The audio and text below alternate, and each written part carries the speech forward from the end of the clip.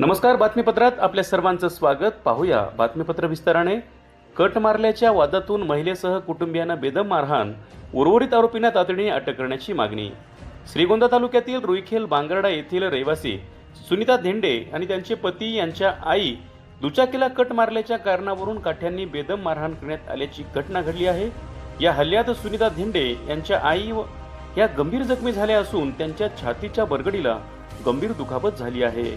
या प्रकरणी श्रीगोंदा पोलीस ठाण्यात संबंधित आरोपी विरुद्ध गुन्हा दाखल करण्यात आला असून फिर्यादी सुनीता धेंडे यांच्या म्हणण्यानुसार या प्रकरणातील एक आरोपी सध्या अटकेत असून उर्वरित आरोपी अद्यापही फरार आहेत.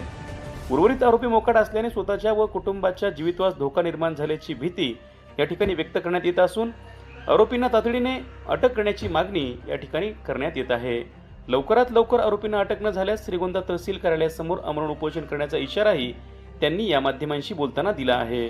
दरम्यान या प्रकरणी पुढील तपास श्रीगोंदा पोलीस करत असून फरार आरोपींचा शोध घेत असल्याची माहिती या ठिकाणी मिळाली आहे.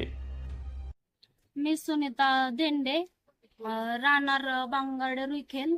28 जून रोजी माझ्या पतीला महावीर व पवनने गाडीला कट मारल्यास मी विचारण्यास गेल्यास त्यांनी मारहाण केली व त्यांच्या मदतीस आमच्या चुलत भाऊजाई व भाऊजाई हे एकत्र येऊन आम्हा तिघांना, माझ्या आईला व माझ्या पतीला व मला तिघांना मारहाण करून माझी आई खूप गंभीर जखमी आहे. 4थी व 5वी बरगडी फ्रॅक्चर असून पोलिसांनी एक आरोपी अटक केला.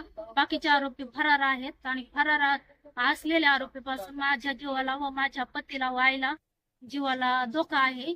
याची पोलिसांनी तात्काळ पकडून आणावे आरोपी, नाहीतर मी अन्यथा तहसील कार्यालयासमोर उपोषण करू.